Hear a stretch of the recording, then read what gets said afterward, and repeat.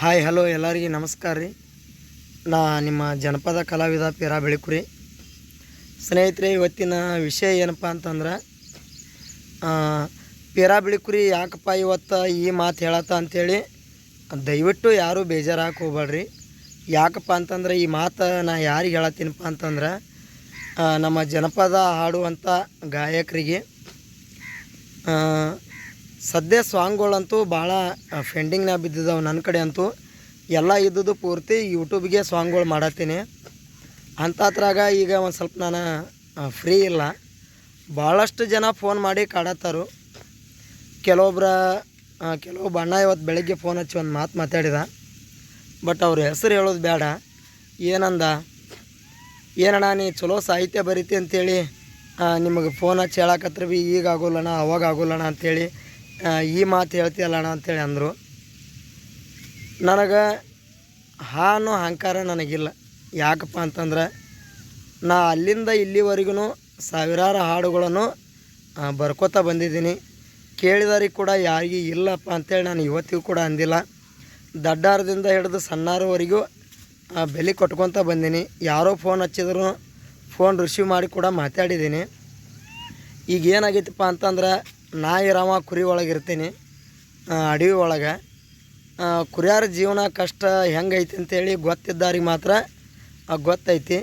ಗೊತ್ತಿಲ್ದವ್ರಿಗಂತೂ ಬಿಡಪ್ಪ ಅವ್ನಿಗೇನು ಕೂತ ಒಂದು ಹೆಜ್ಜೆ ಬರೆದು ಕೊಡೋಕೆ ಏನಾಗ್ತೈತಿ ಅಂಥೇಳಿ ಇದನ್ನು ತಿಳ್ಕೊತಾರು. ಗೊತ್ತಿದ್ದವ್ರಿಗಂತೂ ಅವ್ರು ಕುರಿಮರಿ ಒಳಗಿದಾರಪ್ಪ, ಹಿಂಗೆ ಅವ್ರದ್ದು ಕಷ್ಟ ಇರ್ತೈತಿ, ಫ್ರೀ ಇರೋಂಗಿಲ್ಲ ಅಂಥೇಳಿ ಅವ್ರಿಗೆ ಕೂಡ ಗೊತ್ತಾಗ್ತೈತಿ. ಇದು ಏನಾಗೈತಪ್ಪ ಅಂತಂದ್ರೆ ಈಗ ನನ್ನ ಕೈಯಾಗ ಒಂದು 9ರಿಂದ 10 ಸಾಹಿತ್ಯ ಫೆಂಡಿಂಗ್ ಉಳ್ದವು. ಯಾರ್ಯಾರು ಉಳ್ದವಪ್ಪ ಅಂತಂದ್ರೆ DJ ಅರವಿಂದ್ ಅಣ್ಣ ಕೊಟ್ಟಿದ್ದ, ಅದನ್ನು ಕೂಡ ಮಾಳು ನಿಪ್ನಾಳಣ್ಣ ಹಾಡೋದ, ಅದು ಫೆಂಡಿಂಗ್ನಾಗ ಐತಿ. ಆಮ್ಯಾಕ ನಮ್ಮ ದೋಸ್ತೊಬ್ಬ ಯೂಟ್ಯೂಬಿಗೆ ಮಾಡ್ಕೋತಾನು, ಅದನ್ನು ಮ್ಯೂಸಿಕ್ ಮೈಲಾರಣ್ಣ ಹಾಡೋದನು, ಅದು ಕೂಡ ಫೆಂಡಿಂಗ್ನಾಗ ಐತಿ. ಬಾಳು ಕೂಡ ಇನ್ನೊಂದು ಸಾಂಗ್ ಮಾಡೋದೈತಿ, ಬಾಳು ಕೂಡ ಗೆವಾರಿ ಬಾಳುಗ, ಅದು ಕೂಡ ಫೆಂಡಿಂಗ್ ಐತಿ. ಹೀಗಾಗಿ ಭಾಳಷ್ಟು ಸಾಂಗ್ಗಳೀಗ ನನ್ನ ಕೈಯಾಗ ಫೆಂಡಿಂಗ್ ಉಳ್ದವು. ಅಂಥದ್ರಾಗ ಫೋನ್ ಹಚ್ಚಿ ಈಗ ಮತ್ತು ನನಗೂ ಮಾಡು ನಿನಗೂ ಮಾಡು ಅಂಥೇಳಿ ಭಾಳಷ್ಟು ಜನ ಕಾಡತ್ತೀರಿ. ದಯವಿಟ್ಟು ಯಾರು ಕಾಡಬೇಡ್ರಿ, ಎಷ್ಟು ದಿನ ಕಾಡಬೇಡ್ರಿ ಅಂತೇಳಿ ಅದನ್ನು ಕೂಡ ಹೇಳ್ತೀನಿ ನಿಮ್ಗೆ. ಒಂದು 15 ದಿನ ಅಂತೂ ಒಟ್ಟು ಯಾರೂ ಕಾಡಕ್ಕೆ ಹೋಗ್ಬೇಡ್ರಿ.